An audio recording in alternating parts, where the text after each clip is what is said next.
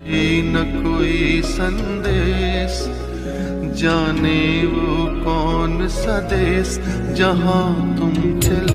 दोस्तों, स्वागत है आपका हमारे चैनल में। देश में महामारी ने बुरा हाल किया हुआ है। दिन ब दिन संक्रमितों के केसेस में क्या हो रहा है और ऐसे में सरकार चीनी बीमारी को रोकने के लिए कुछ सख्त कदम अपना सकती है। इन सभी बातों को ध्यान में रखते हुए आज के वीडियो में हम आपको अनलॉक फेज 1 से जुड़ी हर छोटी से छोटी खबर देने वाले हैं, इसलिए वीडियो को अंत तक जरूर देखें। इसी के साथ बात करते हैं चीनी बीमारी से संक्रमितों के आंकड़े की, तो पूरे देश में पिछले 24 घंटे में 12,031 मरीज बढ़े। अब तक 3,21,000 केसेस हो चुके हैं। अब तक 1,62,379 लोग ठीक भी हो चुके हैं। इसी के साथ दोस्तों, आइए जानते हैं आज की ताजा खबरें। देश में कब से खुलेंगे जिम, जानने के लिए वीडियो को देखते रहिए। और इस राज्य में जांच में हर तीसरा व्यक्ति मिल रहा है चीनी बीमारी से संक्रमित। लोगों की बढ़ रही है टेंशन। सरकारी नौकरी चाहिए तो 10वीं पास वालों के लिए खुशखबरी। आगे देखेंगे 25 जून के बाद से पटरी पर दौड़ सकती है ये ट्रेनें। देखेंगे पूरी लिस्ट। और सीएम योगी ने भेजे पैसे, 10 लाख से ज्यादा लोगों को मिली राहत। दोस्तों, हर खबर बेहद जरूरी है, इसलिए वीडियो को पूरा जरूर देखिएगा। लेकिन उससे पहले इस वीडियो को बनाने में मुझे बहुत मेहनत लगती है और इस मेहनत के लिए इस वीडियो को आप एक छोटा सा लाइक जरूर कर दें। चलते हैं आगे, बिना देरी के लिए चलते हैं आपको हमारी आज की सबसे पहली बड़ी खबर की तरफ। आखिर देश में कब से खुलेंगे जिम? दोस्तों, अनलॉक 1 में शॉपिंग मॉल्स और मंदिर खोले जाने के बाद से लोगों को इस बात की उम्मीद थी कि कब जिम खुलेंगे और वो लॉकडाउन में निकले अपने मोटे पेट को कम कर सकेंगे। लेकिन आखिर सरकार जिम खोलने का प्लान कब से बना रही है? दोस्तों, जिम की बात करी जाए तो सरकार ने इस दिशा में अभी किसी तरह के कोई निर्देश नहीं दिए हैं। उम्मीद बहुत कम है कि जिम जल्द ही खुलेंगे। देश में चीनी बीमारी का संक्रमण तेजी से फैल रहा है और जांच में हर तीसरा व्यक्ति संक्रमित मिला। दिल्ली में पहली बार संक्रमण की दर 35% के हिसाब से बढ़ी, जब 5,360 लोगों की रिपोर्ट आई और उसमें से 1,837 लोग पॉजिटिव पाए गए। सरल शब्दों में हम ये भी कह सकते हैं कि दिल्ली में जितने लोगों ने टेस्ट कराया उनमें से हर तीसरा शख्स संक्रमित निकला। कोरोना काल के बीच एक बेहद दुखद खबर आई है। फिल्मी जगत के एक और जाने माने कलाकार सुशांत सिंह राजपूत का आज निधन हो गया है। जी हाँ दोस्तों, आपको लग रहा होगा कि क्या मैं कोई मजाक कर रहा हूँ, लेकिन ऐसा बिल्कुल नहीं है। यह सच्चाई है कि सुशांत सिंह राजपूत अब हमारे बीच नहीं रहे। 2020 का ये साल न जाने साथ में और कितनी दुखद घटनाएं लेकर आएगा। एक तरफ कोरोना की ये महामारी और दूसरी तरफ फिल्मी जगत के उभरते सितारे का यूं चले जाना। दोस्तों, मुझे खुद ही ये बोलते हुए विश्वास नहीं हो रहा है कि सुशांत सिंह राजपूत ने फांसी लगाकर आत्महत्या कर ली। अभिनेता सुशांत सिंह राजपूत सिर्फ 34 साल के ही थे। 25 जून के बाद से पटरी पर दौड़ सकती हैं ये ट्रेनें। देखेंगे पूरी लिस्ट। मध्य प्रदेश में महामारी के मामले और अनलॉक 1 के शुरू होने के बाद अब धीरे धीरे शहरों को व्यवस्थित करने की जा रहा है। वहीं शताब्दी और ओवरनाइट एक्सप्रेस ट्रेनों को भी इसमें शामिल किया गया है। माना जा रहा है कि 25 जून के बाद से राज्य में इन ट्रेनों को शुरू किया जा सकता है। दरअसल सूत्रों से मिली जानकारी के मुताबिक रेवांचल एक्सप्रेस को चलाने की पूरी तैयारी है। भोपाल रेल मंडल ने इस ट्रेन का एक रैक भी तैयार कर लिया है। इस वीडियो को देखते रहिए दोस्तों, क्योंकि आगे आने वाला है। इस मशीन को घर पर लगाने से आप रोज 2,000 रुपए कमा सकते हैं। जानिए विस्तार से।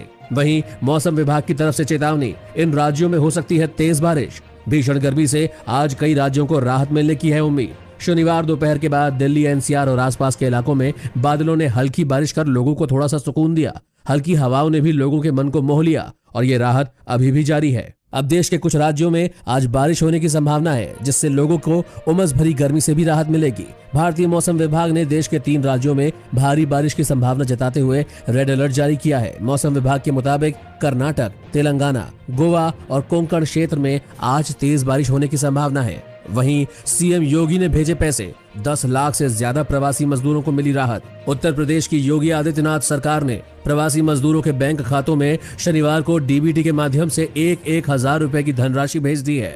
यह धनराशि डायरेक्ट बैंक ट्रांसफर के तहत 10,48,000 प्रवासी मजदूरों के बैंक खातों में सीएम ने खुद बटन दबाकर भेजे। बता दें, लॉकडाउन बढ़ने के साथ 3 महीने तक हजार रुपए श्रमिकों के बैंक खातों में डालने का फैसला आपदा राहत सहायता योजना के तहत प्रदेश सरकार ने लिया था। सीएम योगी आदित्यनाथ ने इस दौरान वीडियो कॉन्फ्रेंसिंग के माध्यम से कई मजदूरों से बातचीत भी की। सीएम योगी ने कहा कि उत्तर प्रदेश में अब तक 35 लाख कामगारों और श्रमिकों को उनके घरों तक पहुंचाने और सुविधाएं उपलब्ध कराने का काम किया गया है। लॉकडाउन शुरू होते ही हर रोज 12 से 15 लाख लोगों तक भोजन पहुंचाने की व्यवस्था की गई। साथ ही जानिए कि इस मशीन को घर पर लगाने से आप रोज 2,000 रुपए कमा सकते हैं। आज के समय में रोजगार न मिलने के कारण सभी व्यक्ति कोई बिजनेस करना चाहते हैं, लेकिन किसी को नहीं पता कि कौन सा बिजनेस करें। तो दोस्तों, मैं आपको बता दूं कि अगरबत्ती बनाने का बिजनेस अभी बाजार में बहुत कम है। यह बिजनेस त्योहारों के समय बहुत ज्यादा चलता है। इस बिजनेस को बहुत कम खर्च पर घर से ही शुरू कर सकते हैं। अगरबत्ती बनाने का बिजनेस 20,000 रुपए से शुरू कर सकते हैं।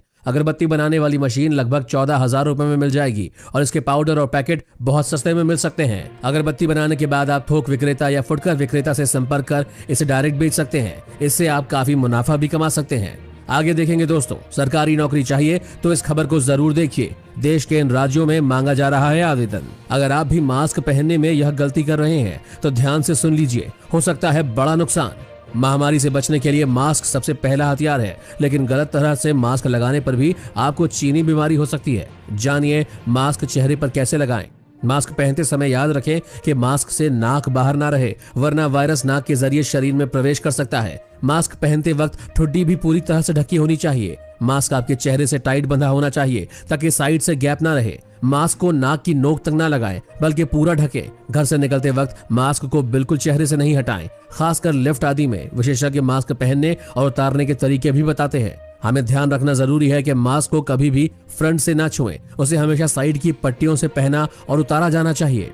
इसी के साथ झांसी में भूत वाले जिम पार्क का वायरल सच, क्या यहाँ सही में है भूत? दोस्तों, अगर आप भी सोशल मीडिया पर एक्टिव है तो बहुत दिनों से आपने एक वायरल वीडियो जरूर देखी होगी। वीडियो में कुछ पुलिस वाले एक पार्क में लगे जिम की तहकीकात करने जाते हैं, जहां वो देखते हैं कि पार्क में लगी यह मशीन खुद ब खुद चल रही है। यह वीडियो झांसी के एक ओपन जिम पार्क की है। इस वीडियो के वायरल होते ही लोगों के बीच हड़कंप मच गई कि झांसी में भूतों का साया है। लेकिन आज हम आपको बताने जा रहे हैं कि झांसी में भूतों का होने का ये दावा सरासर गलत है। झांसी के इस पार्क के सामने रहने वाले एक व्यक्ति ने इस बात का खुलासा किया। इससे पहले चीनी बीमारी से बचाव के लिए सबसे अच्छा मास्क कौन सा है, जरूर जानिए। देश में महामारी से बचने के लिए लोग तरह तरह के मास्क पहन रहे हैं। कोई सर्जिकल मास्क पहनता है तो कोई फैशन के लिए डिजाइनर मास्क। लेकिन इनमें सबसे कारगर मास्क कौन सा है, आइए जानते हैं। दोस्तों, heart care foundation of India के प्रेसिडेंट डॉक्टर के अग्रवाल के मुताबिक वायरस से बचाव के लिए N95 मास्क ही सबसे बेहतर है। मास्क जब भी खरीदें तो ध्यान रखें कि उसकी रेटिंग N95 ही हो।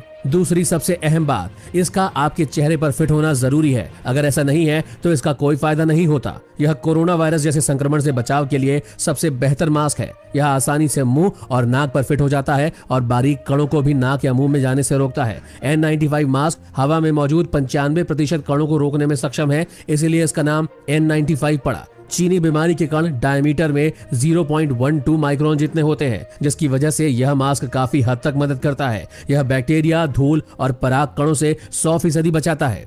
वहीं दोस्तों, क्या देश में संक्रमितों के आंकड़ों पर पर्दा डाला जा रहा है? जानिए पूरी सच्चाई। दोस्तों, महामारी की लपेट में आए कई लोग डर के मारे या सरकारी दफ्तर के चक्कर में टेस्ट ही नहीं करवा पा रहे। देश के एक प्रमुख वैज्ञानिक के समूह का मानना है कि वास्तव में देश में पॉजिटिव केस सरकारी आंकड़े से 20 या 30 गुना ज्यादा है। यानी अभी देश में पॉजिटिव केस की संख्या 1 करोड़ के करीब होगी। अब तो इस सच को सरकार ने भी स्वीकार कर लिया है। Indian council of medical research द्वारा देश भर में करवाए गए एक सर्वे के अनुसार चीनी बीमारी के हॉटस्पॉट वाले इलाकों के बाहर यानी सामान्य क्षेत्रों में 30 अप्रैल तक 0.73% लोगों में महामारी फैल चुकी थी। जनसंख्या की दृष्टि से देखें तो इसका मतलब है कि अप्रैल के अंत तक 97 लाख लोग संक्रमित हो चुके थे। अभी इसमें दिल्ली, मुंबई, अहमदाबाद और इंदौर जैसे हॉटस्पॉट शहरों के आंकड़े जारी नहीं हुए हैं। वहीं मुंबई में दोबारा से चलेगी लोकल ट्रेन। सिर्फ इन लोगों को होगी सफर की इजाजत।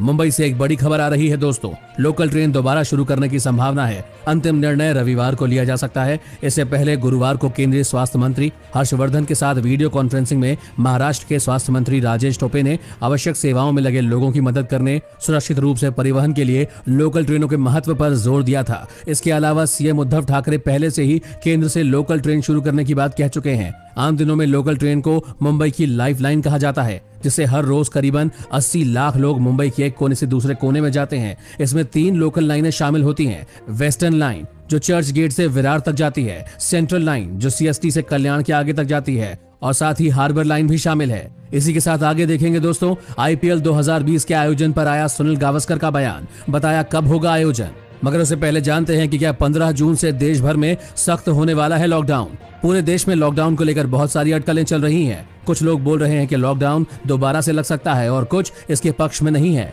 इसी बीच स्वास्थ्य विभाग से मिली जानकारी के मुताबिक पंजाब में अगले 2 महीनों में महामारी चरम पर होगी। इससे पहले मंगलवार को मुख्यमंत्री अमरिंदर सिंह ने ऐलान किया है कि वीकेंड और पब्लिक हॉलीडेज पर सभी तरह की गतिविधियों पर प्रतिबंध लगाया जाएगा। इस दौरान सिर्फ जरूरी सेवाओं के लिए आवागमन जारी रहेगा। उन्हें इसके लिए ई पास डाउनलोड करना होगा। हालांकि उद्योग इस दौरान खुले रहेंगे। इसके अलावा अमरिंदर सिंह ने कहा, दिल्ली से पंजाब में हर रोज 500 से 800 वाहन आ रहे हैं। ऐसे में इन लोगों के लिए कड़ाई से नियमों का पालन हो, इन सभी की टेस्टिंग अनिवार्य हो। इसी के समेत महाराष्ट्र, तमिलनाडु और चेन्नई की प्रदेश सरकारें कड़े तरीके से नियमों को लागू कर रही हैं। वहां तारक मेहता का उल्टा चश्मा में दयाबेन की होने वाली है वापसी। जी हां दोस्तों, तारक मेहता का उल्टा चश्मा हाल ही में अनलॉक 1 के तहत मिली रियायतों के बाद एक बार फिर से शुरू होने जा रहा है। खबर है कि शो की दयाबेन यानी एक्ट्रेस दिशा वकानी वापसी कर रही है। इन खबरों के आने के बाद से शो के प्रोड्यूसर असित कुमार मोदी ने चुप्पी तोड़ते हुए इन खबरों की सच्चाई को बताया है। पिंक विला ने शो के प्रोड्यूसर असित कुमार मोदी से बातचीत की और इन खबरों पर उनकी प्रतिक्रिया मांगी तो वह पहले मुस्कुराए और फिर कहा कि पहले शूट तो शुरू होने दीजिए, अभी इस बारे में बोलने का समय नहीं है कि क्या होगा, क्योंकि अभी तो हम शूट वापस शुरू करने की तैयारी कर रहे हैं। पहले शूट शुरू हो जाए तब हम इस बारे में ज्यादा क्लियर बोल पाएंगे। हालांकि ऐसा बोलते हुए जिस तरह के उनके हाव भाव थे उससे तो यही लगता है कि शो में दयाबेन की एंट्री दोबारा से हो सकती है। अब जानते हैं आईपीएल 2020 के आयोजन पर आया सुनील गावस्कर का बयान। बताया कि कब होगा आयोजन। महामारी के चलते आईपीएल 2020 को बीसीसीआई ने पहले 15 अप्रैल तक स्थगित किया, लेकिन बाद में बिगड़ते हुए हालातों को देखते हुए अनिश्चित काल के लिए स्थगित कर दिया। तभी से सभी क्रिकेट फैंस आईपीएल का बेसब्री से इंतजार कर रहे हैं। वहीं गुरुवार को बीसीसीआई ने बताया था कि आईपीएल का आयोजन सितंबर-अक्टूबर महीने में किया जा सकता है। इसी के साथ दोस्तों, अमेरिका और चीन से बड़ी खबरें निकल कर आई हैं। डोनाल्ड ट्रंप ने चुनाव को लेकर जारी किया बयान। कहा, अमेरिका को बहुत बड़ा नुकसान होगा। अमेरिका के राष्ट्रपति डोनाल्ड ट्रंप ने कहा कि अगर वो चुनाव हार जाते हैं तो यह देश के लिए बहुत बुरा होगा। ट्रंप ने यह भी कहा कि अगर वो दोबारा राष्ट्रपति नहीं चुने जाते हैं तो चुपचाप अपने ऑफिस को खाली कर देंगे। उन्होंने उन आशंकाओं को खारिज कर दिया जिनमें डर जताया गया था कि ट्रंप नवंबर में राष्ट्रपति का चुनाव हारते हैं तो वह स्वेच्छा से ऑफिस खाली नहीं करेंगे। अमेरिकी राष्ट्रपति ने शुक्रवार को फॉक्स न्यूज चैनल पर प्रसारित एक इंटरव्यू में ये बातें कही। अमेरिका में नवंबर के महीने में राष्ट्रपति के लिए इलेक्शन होने वाले हैं, जिनमें डोनाल्ड ट्रंप के खिलाफ पूर्व उपराष्ट्रपति जो बाइडेन के उतरने की उम्मीद है। वहीं चीन ने बढ़ाई भारत की मुश्किलें। जानिए ऐसा क्या किया उन्होंने। हिंदुस्तान और चीन के बीच लद्दाख सीमा पर तनाव अपने चरम पर है दोस्तों। दोनों ही देशों के हजारों सैनिक आमने सामने हैं। इस बीच विशेषज्ञों ने चेतावनी दी है कि चीनी ड्रैगन बहुत तेजी से हिंद महासागर में अपने पैर पसार रहा है और आने वाले वक्त में हिंदुस्तान को लद्दाख से भी बड़े खतरे का सामना करना पड़ सकता है। एक रिपोर्ट के मुताबिक लद्दाख में नियंत्रण रेखा ही हिंदुस्तान के लिए चिंता का विषय नहीं है। चीन हिंद महासागर में बहुत तेजी से अपने पैर पसार रहा है। इस वर्ष मई के महीने में ली गई सैटेलाइट तस्वीरों से पता चलता है कि अफ्रीका के जिबूती स्थित चीनी नेवल बेस को आधुनिक बनाया गया है। पहले लॉजिस्टिक सपोर्ट के लिए बनाए इस ठिकाने को अब नेवल बेस में तब्दील कर दिया गया है और इस अड्डे पर चीन का विमान वाहक पोत भी खड़ा हो सकता है। दोस्तों, आप क्या चाहते हैं कि लॉकडाउन दोबारा लगना चाहिए कि नहीं? अपना जवाब नीचे कमेंट में जरूर बताएं और साथ में उसका कारण भी बताएं। इसी के साथ अगर आपको ऐसे ही न्यूज हर रोज अपने मोबाइल फोन पर चाहिए तो बिना भूले हमारे चैनल को नीचे दिए लाल बटन को दबाकर सब्सक्राइब जरूर कर दें और साथ ही बेल आइकन प्रेस करना ना भूलें दोस्तों। धन्यवाद।